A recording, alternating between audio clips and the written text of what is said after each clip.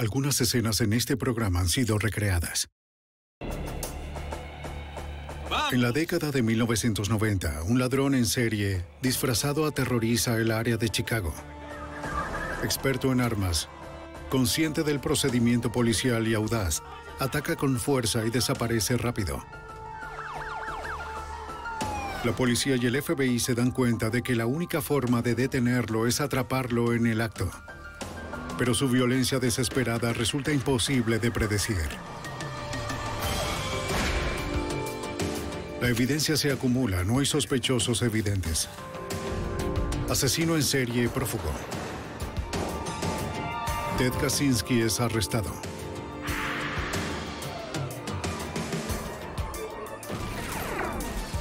Fugitivo aún prófugo.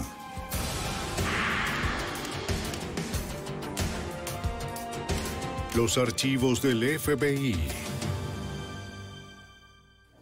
El robo promedio a los bancos produce alrededor de $3,000. Sin embargo, algunos criminales arriesgan todo por el dinero. En los suburbios de Chicago, un hombre armado y disfrazado comenzó una serie de robos, siendo más violento en cada uno. Soy Jim Kallstrom, exdirector del FBI en Nueva York. Al rastrear los movimientos del ladrón, los agentes descubrieron que no estaba solo y que haría cualquier cosa para evitar la captura. Pacto mortal.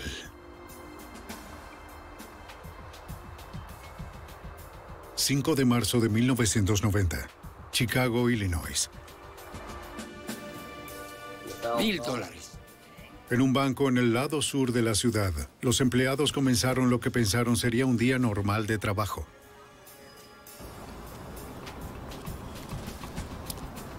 El vecindario estaba tranquilo. Hasta las 10 de la mañana. ¡Saque el dinero! ¡Ambos cajones! ¡Pónganlos en el mostrador! ¡No toques alarma!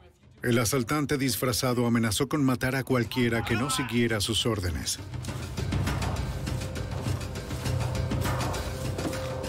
Las cajeras decidieron no interferir.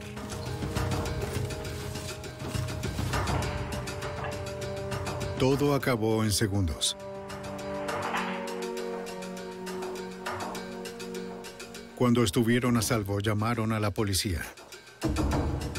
Sí, acaban de robarnos. Los patrulleros de la policía de Chicago más cercanos al banco respondieron primero. Caminó y colocó el arma en mi cara y... Los testigos informaron que el ladrón era un hombre blanco de casi 1,80 m de altura, pero no detallaron sus rasgos debido a su disfraz. Llevaba guantes y un escáner de policía. El hombre era agresivo y manipulaba su pistola semiautomática con confianza. No dejó huellas dactilares y las cámaras de seguridad no revelaron ninguna otra pista inmediata. La policía recorrió el área con la esperanza de encontrar otros testigos. Una mujer que vivía cerca del banco informó que creyó haber visto al ladrón. Dijo que cerca del momento del robo vio a un hombre que parecía estar usando una barba falsa entrar a un pequeño sedán de 4 puertas. No distinguió la matrícula, pero dio a los oficiales una descripción del auto.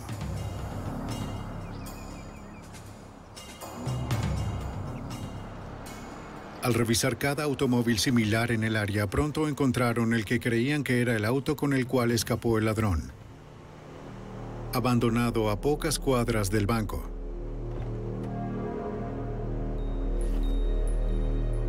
El oficial se acercó con precaución, en caso de que alguien aún estuviese adentro. Pero estaba vacío, excepto por una toalla de papel que cubría el encendido partido. Una revisión de los registros reveló que el auto lo robaron del estacionamiento de un centro comercial 4 días antes. El proceso posterior no produjo ninguna pista del ladrón. El robo a un banco es un delito federal, por lo que la policía contactó al FBI de Chicago. Hola. El agente residente superior de supervisión, Bill Keefe, había manejado decenas de llamados de robos a bancos. En ese momento estábamos muy ocupados con los robos a bancos. Habíamos tenido 2 en un día. A veces teníamos hasta 3 robos a la semana. Quiero que manejes esto. La mayoría eran cometidos por aficionados que entraban sin un plan y fueron capturados muy rápido. Como dije, Schumacher ya estaba aquí. Pero cuando el escuadrón de robos a bancos revisó los informes sobre el robo del lado sur, notaron cuán limpio fue el asalto. Muy bien planeado, sin dudas. La descripción es de un hombre blanco con barba y muy alto. Creían que no era el primer robo del asaltante con barba y que no sería el último. 2 meses después, el ladrón con la barba falsa robó un banco en el suburbio de Libertyville. ¡Dame el dinero del cajón! No satisfecho con los cajones de efectivo, esta vez le ordenó a una cajera que abriera la bóveda. ¡No intente nada! ¡Vamos, muévase! Dijo que el escáner de policía le permitía saber si alguien activaba la alarma silenciosa. ¡Dese prisa!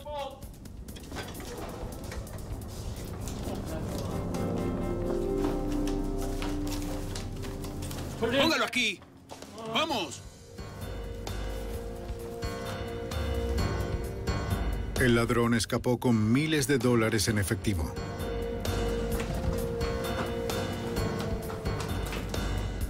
Está subiendo un auto, la matrícula de... Pero esta vez una cajera anotó el número de la matrícula del auto donde escapó. Mientras la policía de Libertyville buscaba el auto, los agentes del FBI de Chicago interrogaron a los empleados. El agente especial Hank Smith descubrió que el asaltante fue más agresivo esta vez. Controló a las personas con el arma. Él los intimidó al colocar la pistola en su cara. Apuntó el arma directo a alguien cuando hablaba con ellos, lo que intimidó a los cajeros y a los clientes. Aunque los interrogatorios no arrojaron pistas, la policía encontró el auto de escape abandonado a pocas cuadras del banco. De nuevo, el auto lo habían robado de un centro comercial 3 días antes. Y como antes, el ladrón usó una toalla para ocultar el encendido roto. El agente especial del FBI, Dave Childrey, formó parte del escuadrón de robos. El escuadrón descubrió un robo anterior en Wilmette, Illinois, que creyeron fue cometido por el mismo hombre. Una foto de la cámara de vigilancia proporcionó una pista aterradora. Había una foto muy buena del ladrón en la que aparecía adoptando lo que llamamos una postura de Weaver. Es una posición de tiro enseñada a los oficiales de policía y a los agentes del FBI. Y si te han enseñado a disparar así, lo reconoces. Esta persona podría haber tenido algún entrenamiento como agente de la ley. Si es así, sabría cómo funcionan estas investigaciones y podría ser muy difícil de atrapar. Asaltante con barba roba 3 bancos del área. La prensa local lo llamó el bandido con barba. Los investigadores aprovecharon la cobertura para pedir ayuda a los ciudadanos. Publicaron fotos mejoradas de los robos, esperando que alguien lo reconociera a pesar del disfraz. Colocamos su foto en las noticias. Llevaba una barba falsa, un bigote y una gorra. Pero después de publicar esas fotos, no recibimos ninguna pista del público. ¡Ahora, el dinero de la bóveda! En noviembre de 1990, el escurridizo bandido asaltó un banco en Wheeling, Illinois. Un cajero dio la alarma antes de que le dijera que no lo hiciera. En su escáner, el asaltante escuchó a la policía responder. No abandonó el banco, lo que es una reacción normal de los ladrones de bancos. Están allí para robar el banco, no están allí para involucrarse en un tiroteo con la policía. Permaneció en el banco mientras la policía respondía. En tanto apuntaba con su arma al cajero. Contó desde 10. 10, 9, 8, 7, 6, 5, 4, 3, 2... Parecía que sabía cuánto tiempo tenía antes de que la policía respondiera. Más evidencia de que podría ser un policía. comenzó a moverse algo más Hasta lejos. aquí, más A medida que los robos continuaban, parecía que el bandido elegía objetivos en diferentes jurisdicciones a propósito, para complicar la investigación. creer que el ladrón... Ningún banco era asaltado una segunda vez. Los robos tenían lugar en el otro extremo del área suburbana del lago Michigan y luego ocurrirían en Chambord o Elk Grove Village o en el norte del condado de Lake como Libertyville. De esas comunidades. Cuando atacó en nuevos suburbios, el FBI tuvo que coordinar con un número creciente de departamentos de policía. El jefe de la policía de Palatine, Illinois, John Cussell, un detective sargento en ese momento, se enteró del caso y de que los autos para huir del asaltante pertenecían a empleados de centros comerciales robados al comienzo de sus turnos. Robaba uno de los autos de los empleados a sabiendas de que no sería reportado como robado en cerca de 8 horas, por lo que sabía que tenía estas horas para llevar el auto al lugar donde lo tenía que colocar antes de que alguien lo reportara como extraviado y hubiese una alerta en el sistema. Al deshacerse de los autos, el ladrón hacía todo lo posible para interferir con la investigación en curso. Limpiaba las huellas dactilares y no dejaba ningún rastro de sí mismo.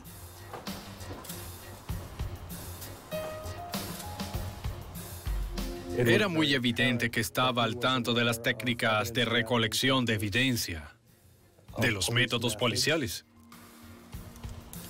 Al final, los agentes no encontraron nada de valor probatorio en ninguno de los autos. Como los autos no ayudaban a identificar al bandido, los investigadores siguieron todas las pistas posibles que podían. Visitaron tiendas de teatro alrededor de la ciudad esperando que un vendedor pudiera reconocer al hombre con la barba falsa como un cliente. ¿En lo absoluto? No, en lo absoluto. De nuevo, nada. Muchas gracias por tu tiempo. De nada. Que tengas un buen día. Igual ustedes. El bandido con barba cometió 7 robos armados a bancos en el área de Chicago entre enero de 1990 y febrero de 1991. Luego, los robos cesaron.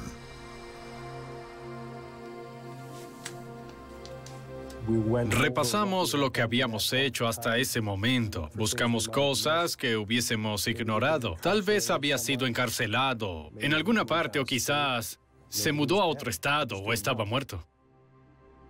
El rastro del bandido se mantuvo frío durante 9 meses. El 4 de noviembre de 1991, el oficial de policía de Palatine, Kevin Maher, estaba trabajando su turno.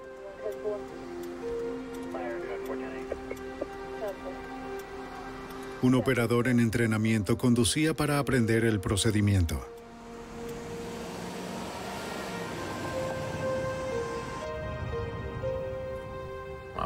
Me dirigí hacia el sur en Quinton Road cuando vi un auto en dirección al norte y miré en mi espejo lateral y pensé que había visto una placa vencida.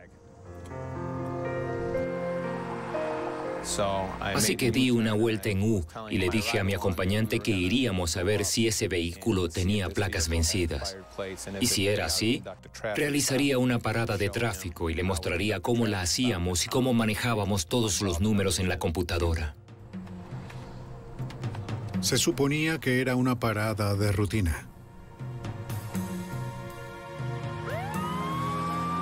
La persona que conducía el auto se desvió a un lado de la carretera y frenó de golpe.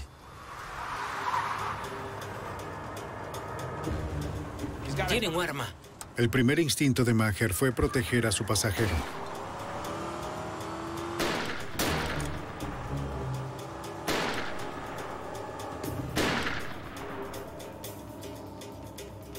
El bandido con barba estaba de vuelta.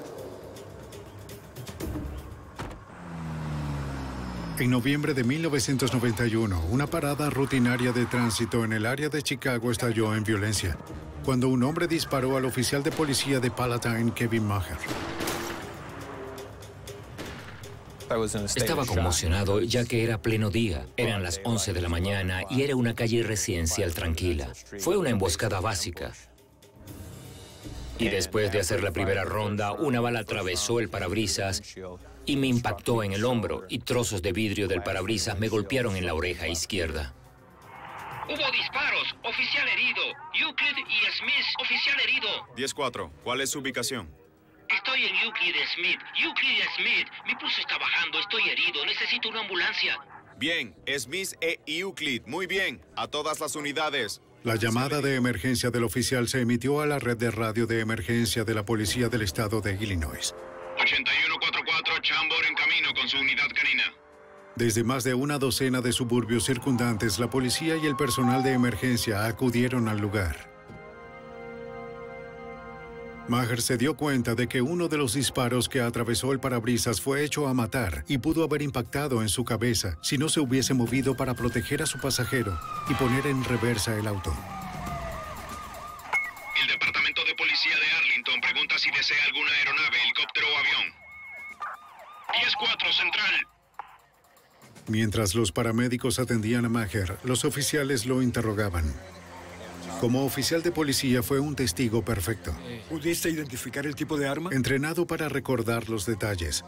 Les dio una descripción del agresor, la matrícula del auto, el tipo de arma y la dirección en la que huyó.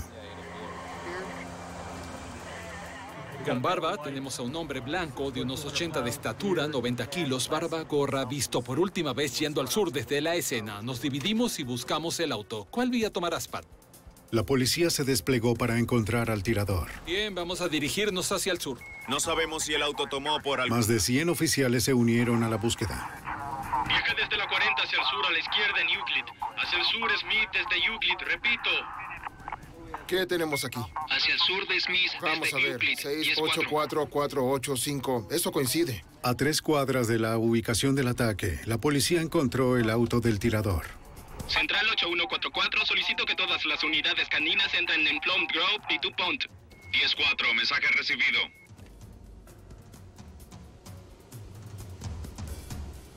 El auto se reportó como robado de un estacionamiento de un centro comercial 5 días antes.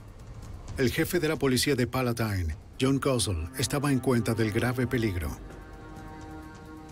Cuando alguien está dispuesto a dispararle a un oficial de policía en una parada de tráfico de rutina, todos sabemos que está dispuesto a dispararle a quien sea. Su determinación de escapar es mucho mayor que su preocupación por la seguridad de cualquiera, que podría ser un oficial de la ley o un ciudadano de la calle. Cuando estás dispuesto a dispararle a un policía, estás dispuesto a dispararle a cualquiera. Kozel ayudó a coordinar la búsqueda del asesino mortal. De inmediato establecimos un perímetro con la asistencia del Estado, del condado y oficiales locales en el área. Teníamos caninos en la escena, también un helicóptero en el aire. Solicitamos a las escuelas en el área que permanecieran cerradas. Técnicos de evidencias comenzaron a procesar el auto. El encendido estaba roto, el daño cubierto por una toalla de papel. Buscaron huellas dactilares que pudieran ayudarles a identificar al perpetrador, pero no encontraron nada.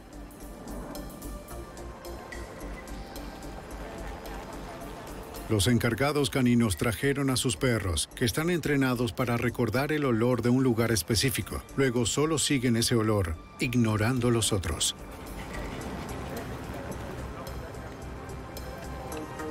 Pero el rastro terminaba no lejos del auto.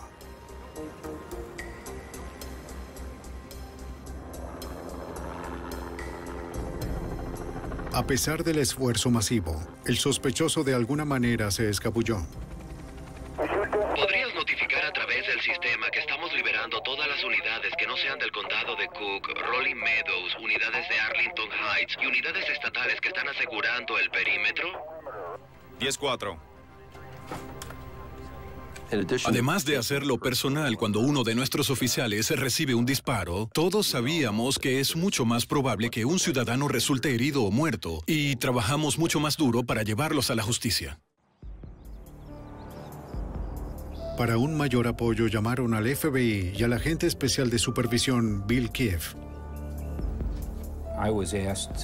El jefe de policía de Palatine me solicitó que acudiera al departamento de policía. Habían hecho un bosquejo completo y todos revisaban las circunstancias del tiroteo.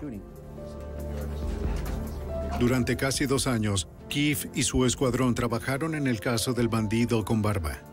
¿Crees que este es nuestro...? Le pregunté si podíamos revisar el auto que se encontró y tan pronto miré el encendido, supe que era nuestro ladrón de bancos. Entra, toma asiento. Después de ser atendido, el oficial Maher llegó a la estación para mirar las fotos de vigilancia del bandido con barba. Echa un vistazo a estas fotos. Dijo que el ladrón de bancos se parecía al hombre que le disparó. Supusimos que quizás iba a hacer un robo a otro banco. Él supo una vez que el oficial verificó la placa que el auto figuraría como robado. También sabía que al tener esas armas en el auto no iba a poder ocultarlas si el oficial llegaba hasta el vehículo. El bandido con barba había aumentado su nivel de violencia. Este tipo no iba a desaparecer, o debíamos encontrar una manera más innovadora de identificarlo y acusarlo, o tendríamos que atraparlo en el acto. El jefe Kossel logró reunir a varios investigadores. Después de la búsqueda inicial, creamos un grupo de trabajo multijurisdiccional aquí en nuestro departamento de policía. Teníamos el FBI, la Policía Estatal, la Policía del Alguacil del Condado de Cook y todas las agencias locales de nuestra área y aquellos involucrados en la serie de robos de bancos del hombre con barba. Puesto que su sospechoso parecía conocer el procedimiento policial, decidieron ajustarlo. Cuando entendimos que teníamos un violento ladrón de bancos que estaba utilizando un escáner, decidimos no mencionar la ubicación del banco por radio, sino usar un número de código para cada banco en particular. Está en progreso, proceder y darnos el código. El grupo de trabajo esperaba que los patrulleros en el área pudieran usar los códigos para responder a las llamadas de robo, sin que el bandido se enterara. Los agentes encubiertos. Confiando en que el bandido con barba reanudaría su ola de crímenes en un corto plazo, la policía comenzó a hacer controles de los bancos por toda la región. El 18 de noviembre, 2 semanas después del tiroteo, unos oficiales de policía de Elk Grove Village, Illinois, no vieron nada sospechoso en un banco de su lista.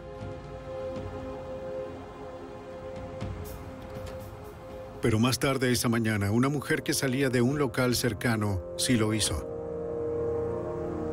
2 personas con disfraces muy obvios entraron al banco.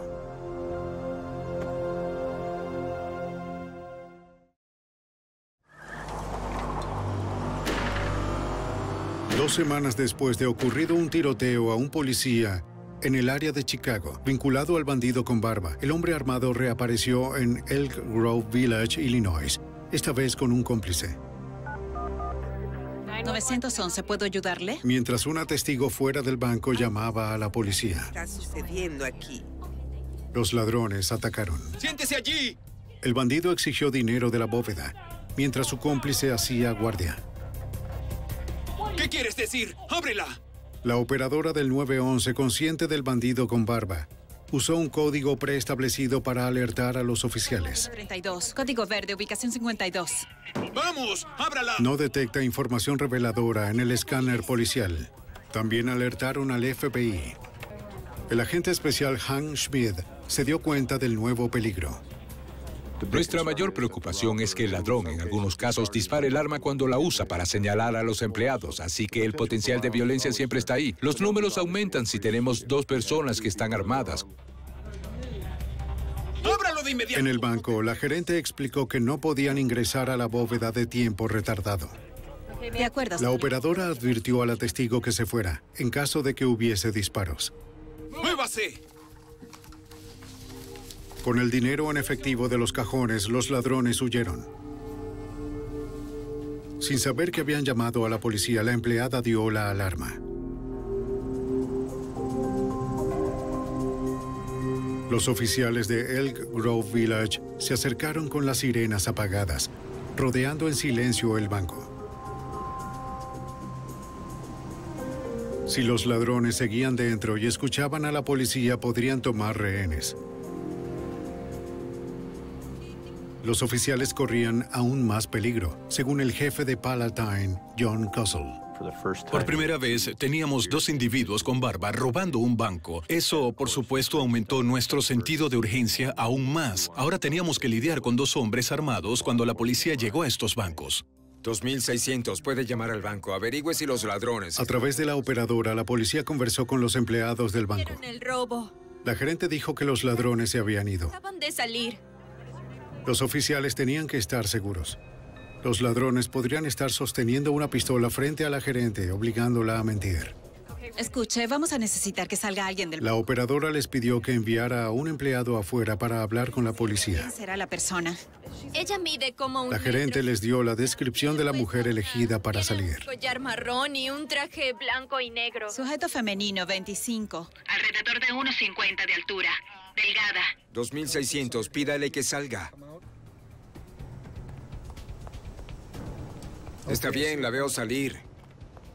Hola, ¿sabe que hubo una alerta bancaria aquí? Sí. ¿Hay alguien herido adentro? La empleada les aseguró que los asaltantes se habían ido y que nadie resultó herido en el interior. El banco está despejado. Ingresen. Los oficiales entraron y aseguraron el banco.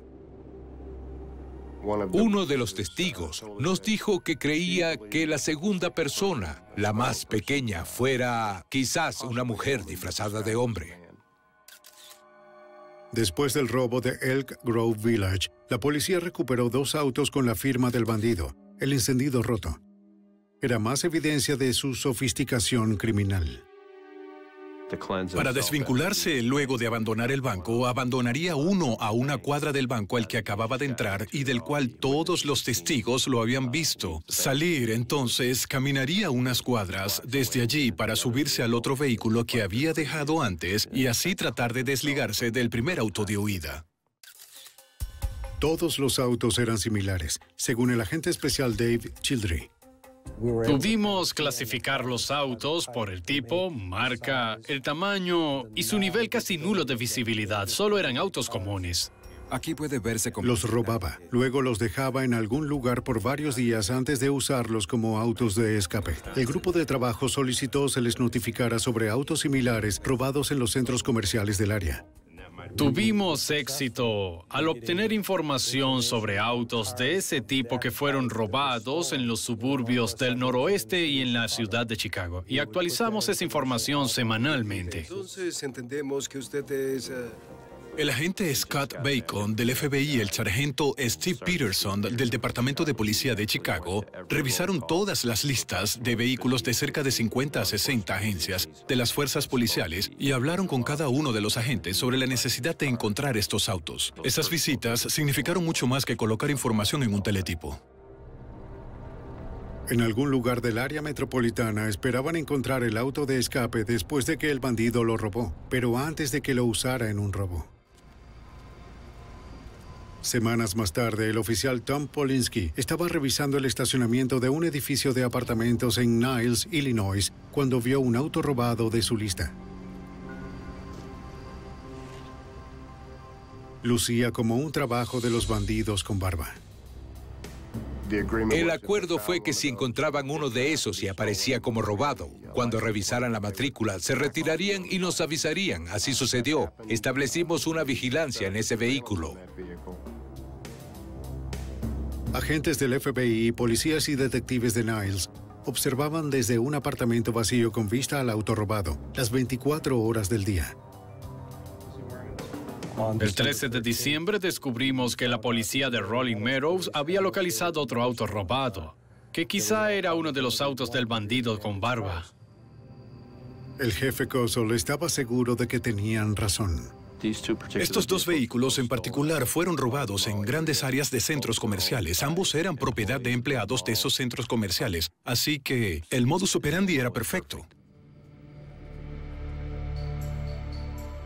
Establecieron vigilancia sobre un segundo auto, también en Rolling Meadows. La policía de Rolling Meadows intensificó sus esfuerzos. Compartieron tiempo, detectives, inteligencia. Se sentaron junto a nuestros agentes las 24 horas del día.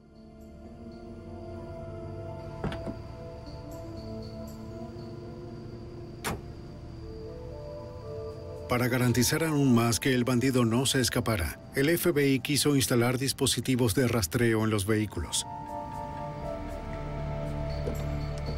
Pero no pudieron hacerlo en los estacionamientos.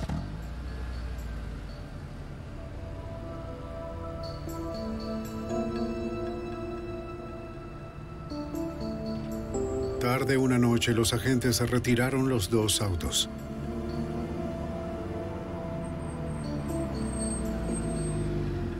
Y los reemplazaron por unos parecidos por algunas horas. Fue un movimiento arriesgado. El ladrón podría regresar en cualquier momento y detectar a los agentes o a los autos señuelos. En el garaje del FBI, los técnicos instalaron los dispositivos de seguimiento remoto en cada vehículo. También equiparon los autos con interruptores de control remoto que permitirían a los agentes apagar los motores a distancia. Devolvieron los carros y esperaron. Los días pasaron. Teníamos una duda que anunciaba a nuestras mentes de que tal vez nos hubiera descubierto, de que quizá había visto a alguno de nosotros o a un oficial de policía entrando y saliendo del apartamento que usaban para vigilar el automóvil en Niles, de que hubiera visto a alguien cerca del auto en Rolling Meadows y que solo iba a dejar estos autos allí y nunca volvería. No estábamos seguros, no lo sabíamos, pero estábamos comprometidos a vigilar estos autos, hasta que algo nos indicara algo diferente. Después de una semana, la vigilia dio sus frutos. Una furgoneta se detuvo y un hombre se acercó a uno de los autos. Esto fue, según lo pensé, un esfuerzo de vida o muerte. Esta es nuestra única oportunidad. Si la perdemos, sabrá que estamos sobre él. Está caminando hacia el auto. Esperaban poder acabar en paz la ola de crímenes del bandido, pero nadie olvidaba la última vez que el pistolero fue acorralado.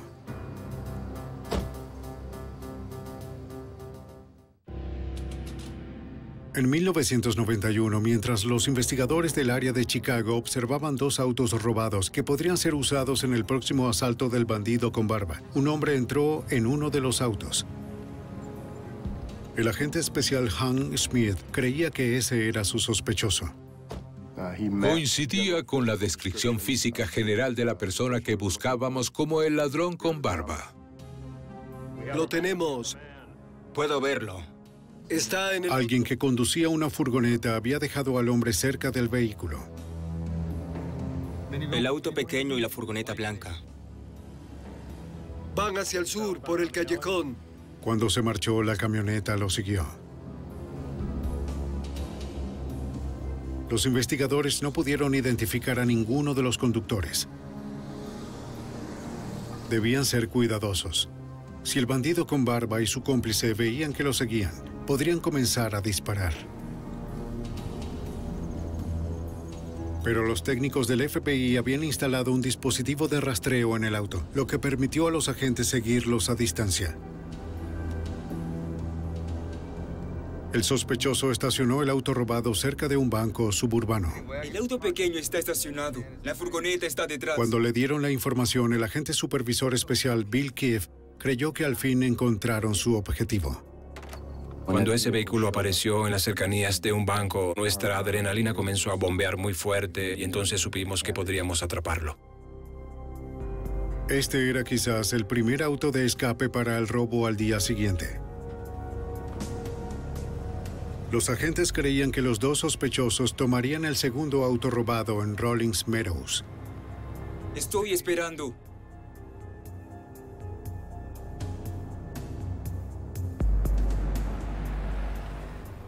Tuvieron razón. Tenemos un hombre blanco. Ese vehículo también estaba equipado con un dispositivo de rastreo. Ahora comienza a desplazarse.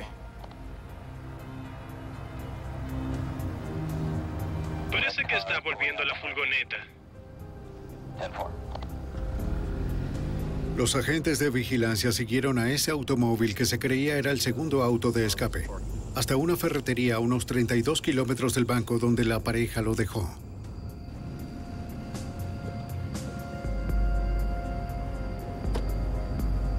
Parece que está volviendo a la furgoneta.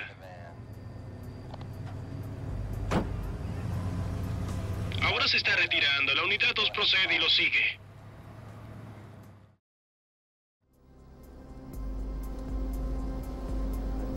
Con los dos sospechosos en la camioneta, los agentes ya no contaban con el beneficio de un dispositivo de rastreo y debían permanecer cerca. Siguieron a la camioneta hasta Hanover Park, Illinois, y observaron cómo se detenía en una casa. Ahora el agente especial Dave Childrey podría identificar a las personas de esa casa. Teníamos una placa y descripciones vagas de dos personas, un hombre y una mujer. La verificación de los registros de esa placa nos indicó que esa furgoneta pertenecía a Jeffrey y Jill Erickson. El FBI y la policía trabajaron toda la noche para descubrir más cosas. Habíamos investigado mucho, llamando a los departamentos de policía para ver quiénes eran estas personas. Estábamos buscando un registro de arresto anterior que no encontramos. Durante este proceso obtuvimos información de que Jeffrey Erickson había sido oficial de policía. En 1986, Jeffrey Erickson trabajó como oficial de patrulla en un suburbio de Chicago. Se distinguió como un tirador experto, pero no estaba interesado en los requisitos diarios del trabajo, paradas de tráfico, el papeleo. Estaba a punto de ser despedido cuando renunció. Los registros también mostraron que Jeffrey Erickson abrió una tienda de libros usados a principios de 1991, mientras el bandido con barba estuvo en pausa. Al parecer, él y su esposa Jill, una estudiante de química de la universidad, llevaban una doble vida, usando dinero de los robos bancarios para aparentar tener una vida de clase media. Podría no parecer amenazador en la superficie, pero el agente especial Smith sabía que sí lo era. Ojalá sean del tamaño correcto. Puesto que era un individuo entrenado, sabía cómo íbamos a reaccionar. Podía planificar con anticipación como estaba entrenado en armas. Sería más profesional en la forma de manejarla y sería una mayor amenaza para nosotros. Los investigadores consideraron esperar hasta que los Erickson se acercaran a un banco al día siguiente, pero decidieron no arriesgarse a disparar cerca de empleados y clientes. Teníamos lo suficiente para no tener que atraparlo en las cercanías de un banco. El enfoque más seguro sería que cuando llegara al auto, el auto robado, lo arrestaríamos. Mientras las unidades de vigilancia observaban la casa de los sospechosos, un equipo SWAT se ubicó cerca del auto en el estacionamiento de la ferretería. Jefe de policía John Kossel. El equipo SWAT ubicado en los vehículos estaba muy consciente de su pasado y sabía que podría disparar primero, así que tuvieron que tenerlo en cuenta.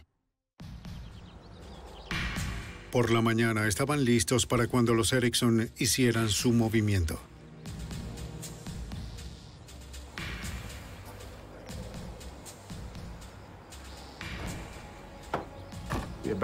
A media mañana, las unidades de vigilancia nos informaron que, de hecho, la furgoneta se movía de la residencia con al menos 2 personas. Iban en dirección a donde estábamos viendo el auto robado. Por aquí.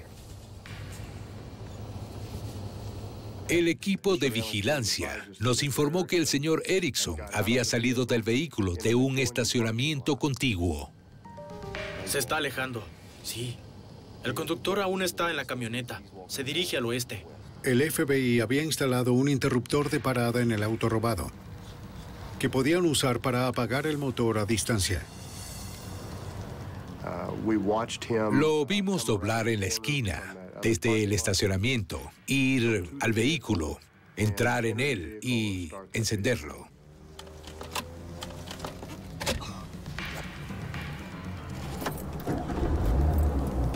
Apágalo.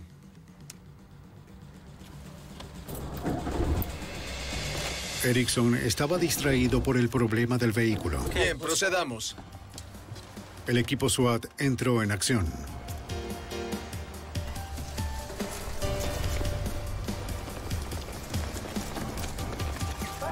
¡Fuera del auto! ¡Salga del auto! ¡Ponga sus manos donde las pueda ver! ¡No toque el bolso! ¡Fuera del auto! Sé que la presión de disparar o no es una decisión de una fracción de segundo. ¡Fuera del bolso! ¡Levante las manos! ¡Ni lo intente! ¡Salga del auto! Y la mayoría de los oficiales de policía no quieren tener que disparar a una persona, sino tienen que hacerlo. No quieren llevarse una vida de esa manera. ¡Fuera del auto! ¡Despacio! Después de intentar alcanzar su bolso 2 veces, Erickson al fin siguió las órdenes. Si hubiera sacado el arma de su bolso, la situación habría sido muy diferente.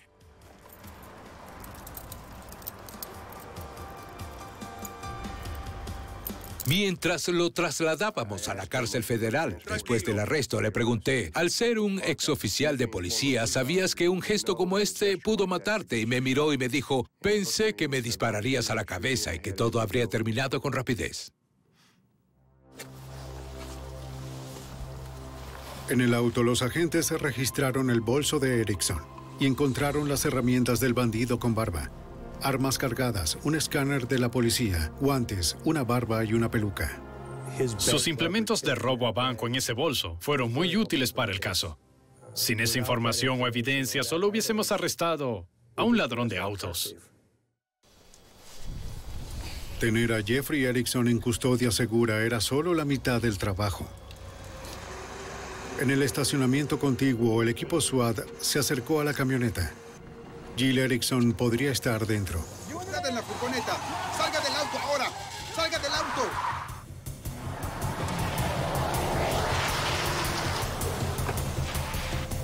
Agentes se apresuraron a seguirla.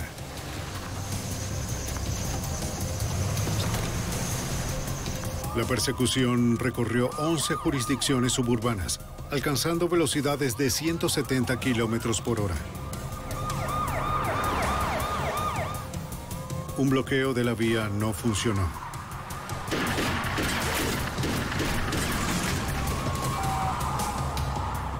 Había disparado varias veces desde esa furgoneta a los agentes que la perseguían o a otras personas en el tráfico. Era una gran preocupación para los agentes que pudiera herir a un civil inocente.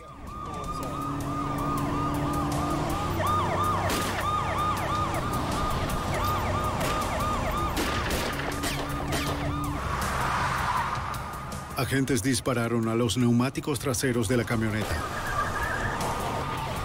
Pero la conductora no se daba por vencida.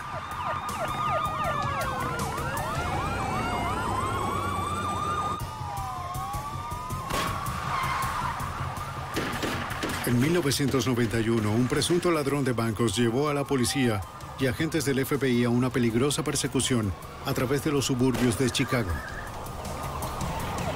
La furgoneta que huía ingresó a un área donde los investigadores sabían que no habría salida. Bloquearon el camino.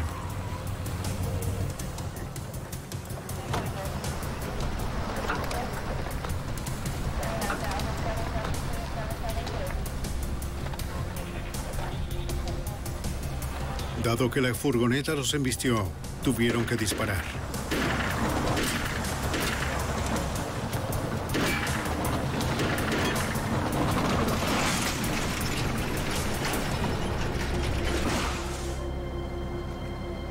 Vieron movimiento adentro. ¡Salga de la camioneta! Entonces, un agente del FBI se acercó con cautela.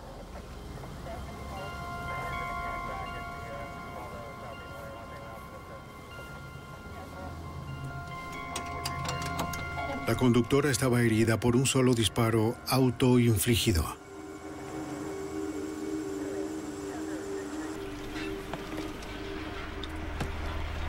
Era Jill Erickson. Más tarde esa noche, en el hospital, murió. Agente especial Hank Smith. Creímos que pudo haber sido un pacto al que ambos habían llegado y que no serían arrestados. Ella ese día llevó a cabo su parte del pacto y ese día él decidió por alguna razón no hacerlo. Dentro de la furgoneta había cartuchos, sangre, fibras, otras municiones. Había un rifle con varios cientos de cartuchos de municiones. Todo ese vecindario se convirtió en una pesadilla de evidencias. Había balas que Jill había disparado, atascadas en los costados, De las casas, en los autos, en la calle. El FBI obtuvo una orden federal de registro para la casa de los Erickson. Unos guantes. ¿Otro par? Encontramos algo de dinero suelto, pero lo que nos impresionó fue la cantidad de potencia de fuego en la casa. Un arresto en esa casa habría terminado en un tiroteo. En esa casa había un arma en partes donde podría haber alguna foto o una estatua o una golosina en cualquier otra casa. Entre las armas halladas se encontraba el rifle de asalto semiautomático de calibre .223 utilizado en el ataque al oficial Kevin Maher. El jefe John Castle entendió que un tiroteo hubiera sido mortal para ambos lados. Las armas en su casa eran tan buenas como las que cualquier fuerza policial tiene en lo que a potencia de fuego se refiere. La mayoría de las armas largas que tenía atravesarían el chaleco antibalas de un oficial. Otro descubrimiento en la casa mostró la mentalidad de la pareja. Una de las cosas que encontramos bastante irónicas fue que la televisión estaba encendida y la videograbadora también, y que había una película de Bonnie y Clyde. Y estaba en el punto en el que Bonnie y Clyde eran asesinados a tiros, y era obvio que era algo que veían antes de salir y hacer sus robos a los bancos. Gire su cabeza hacia la derecha. Aunque un ladrón estaba muerto y otro en custodia, la violencia aún no había terminado. El juicio de Jeffrey Erickson comenzó el 13 de julio de 1992. La evidencia reunida en su contra era sólida. En todas las conversaciones con la Fiscalía de los Estados Unidos, el juicio iba muy bien. Se mostraron muy optimistas al respecto y la evidencia era para ellos suficiente para condenarlo. Pero luego, después de que la Corte suspendió la sesión el 20 de julio de 1992, dos oficiales adjuntos de los Estados Unidos montaron a Erickson y varios presos de la cárcel en un ascensor.